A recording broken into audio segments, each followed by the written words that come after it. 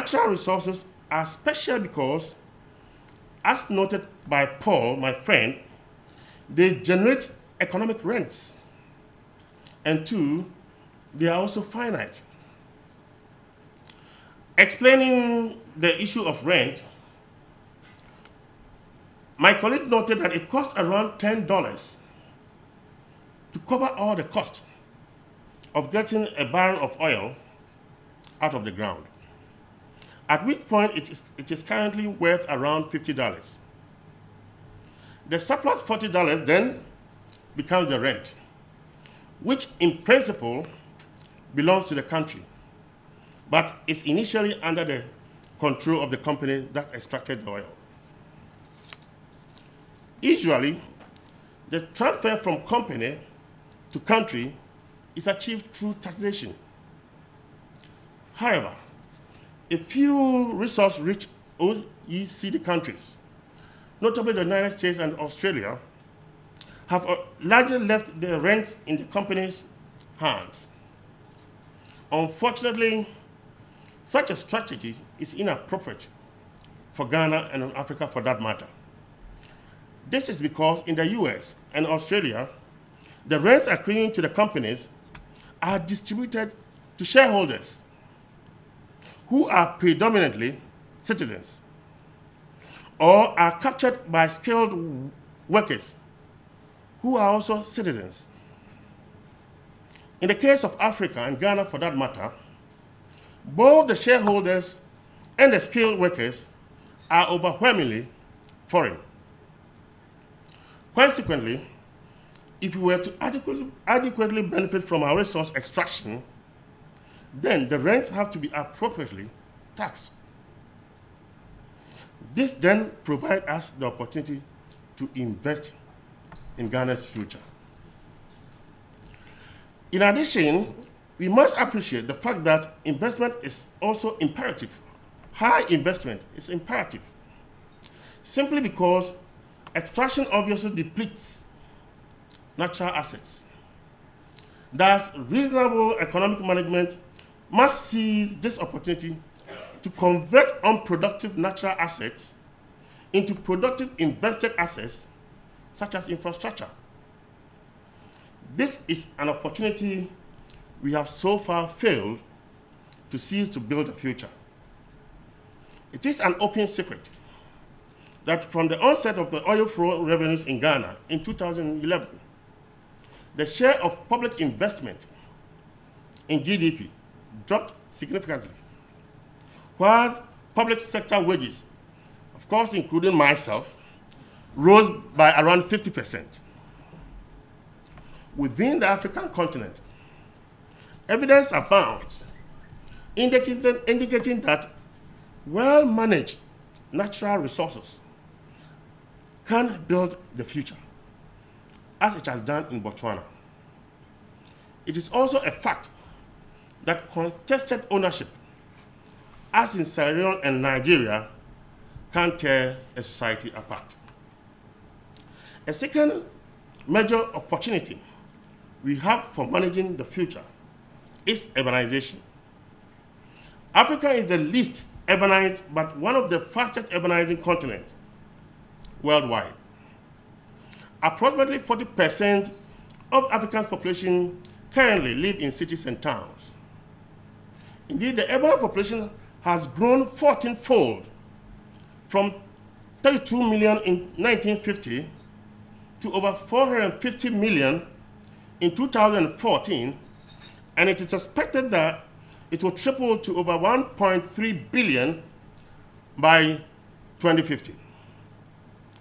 Ghana is not an exception to this trend, as its urban population has more than tripled from 4 million in 1984 to nearly 40 million in 2010. This is a huge opportunity for our economic progress and prosperity. No country has ever developed without urbanization. However, in order to reap the benefits of urbanization, we need an active public policy a policy that plans with the people and not for the people. A policy that ensures that cities are modeled for people, not people for cities. Infrastructure, for example, must be planned and built in advance, and density must be enforced using appropriate regulations. Yet, to date, our urbanization has been typified by sprawling slums, or what Petresi aptly described as rogue urbanism. These emerging settlements offer neither decent places to live nor productive places to work. Again, we are not seizing the opportunity to build the future.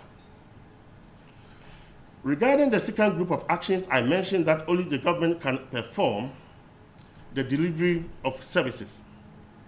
One important service government are expected to provide as a direct response to sustain economic growth is security. And I was happy the French ambassador mentioned that.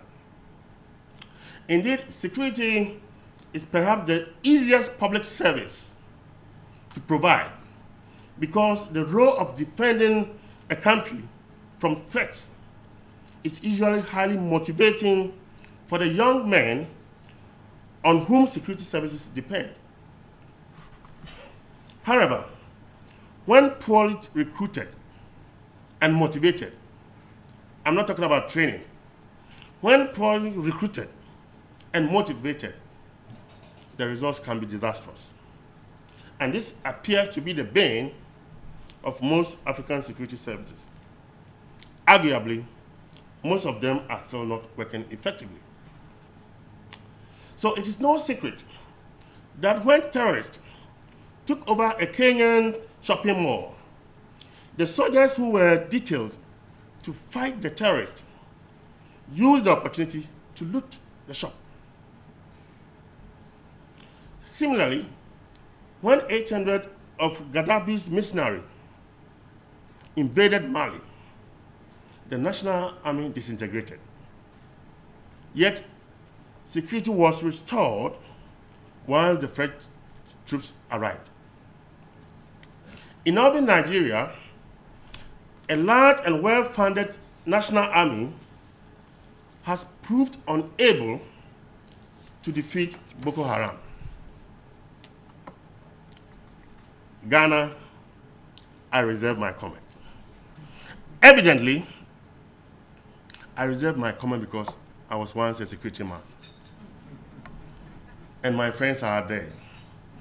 Evidently, our governments have not been able to motivate the men in uniform well enough to effectively discharge their constitutional duty. Now, some of the old impediments. My comments thus far may be upsetting and appear to paint a gloomy picture, but I'm convinced that they are not particularly controversial. They are simply matters of fact.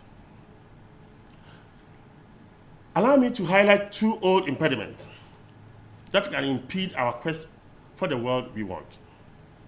The first impediment relates to the need for a well-established sources of data where data collection is transparent, accountable, and consistent enough to enable accurate measurements over time. Indeed, the UN Secretary General's Independent Expert Advisory Group has called for a data revolution through which statistical systems are strengthened at the local, national, and international levels. The challenge in Ghana is not only getting the right data at the right time, but also there is lack of disaggregated data to help examine intra-community inequalities and track changes. The fact is, lack of such nuanced disaggregated data can yield misleading information or ultimately inadequately informed or even badly misinformed policy prescriptions. The second impediment relates to the need to build capacities of our institutions. And essentially, this call resonates with President Obama's admonition to Africans that Africa, and I quote, Africa does not need strong men, it needs strong institutions. Arguably, in Ghana, strong institutions do not necessarily work, as most institutions tend to rest upon the beliefs that are prevalent in a particular society. A critical examination of these beliefs unpacks people's identities and how these identities interpret how the society works. Most Ghanaians today hold both local and national identities. And the relative potency of these two identities is distinctive. Local identities are stronger than national identities. So when you examine critically the governance of the country since our independence in 1957, it can largely be seen as a series of ethnic autocracies run by and for particular groups. The animosity between the CPP and the UP traditions at the time resonate with, and I dare say, pales into insignificance compared with the current multi-party democracies in which parties are openly organized on tribal lines, disseminating divisive, tension-packed narratives of verification on opposing parties. This stands in stark contrast to the scenario in the Western countries, where by and large, there is a virtual absence of interstate warfare, happily precluding the violent means by which they build their identities. These tribal divisions are often connected with the history of the formation of our African continent, with borders drawn between having been drawn artificially imposed by our colonial powers. Nevertheless, we must work with the conditions as they are now and find ways to make Ghana, in which we live, work as a unified entity, overcoming our individual differences.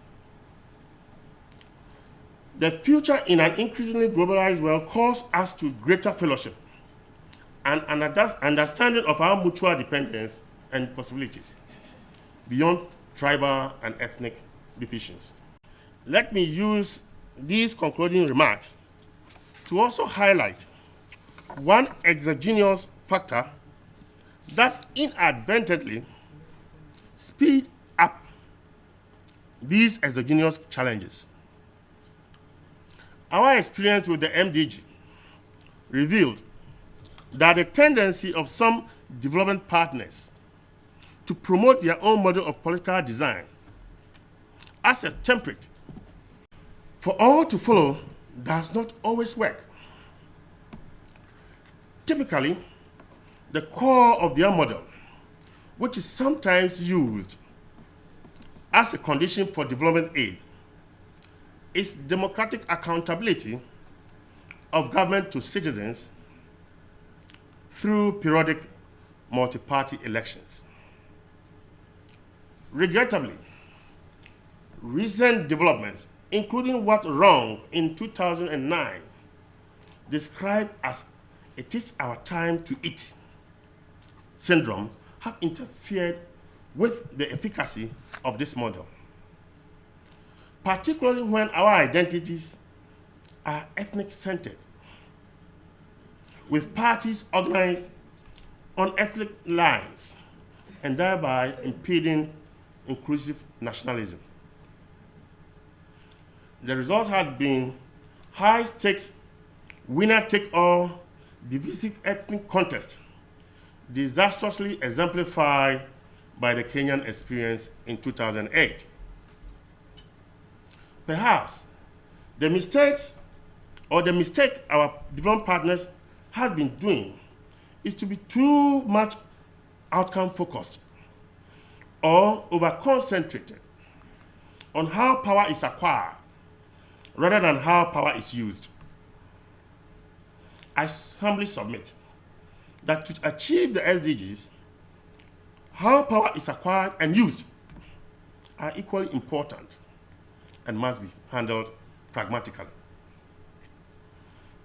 Admittedly, our approach may not necessarily be familiar with the West, but they may probably be more effective than the tick box institutional isomorphic mimicry that Western pressure creates.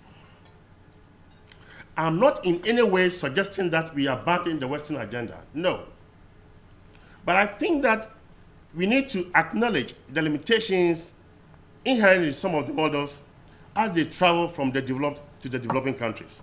There's a big part that government plays, of course, and there's a part that private sector also plays. Even with government, we are looking at commercially viable projects as we keep an eye on the economically viable ones. The important thing for our ministry then is, how do we finance these SDG goals? How do we finance our national agenda, which the NDPC is working on the 40-year plan? I'm always reminded it's 2057, it's 100 years from independence. It's a very long-term plan, but you must have a plan, and then you can come out with your medium-term plans.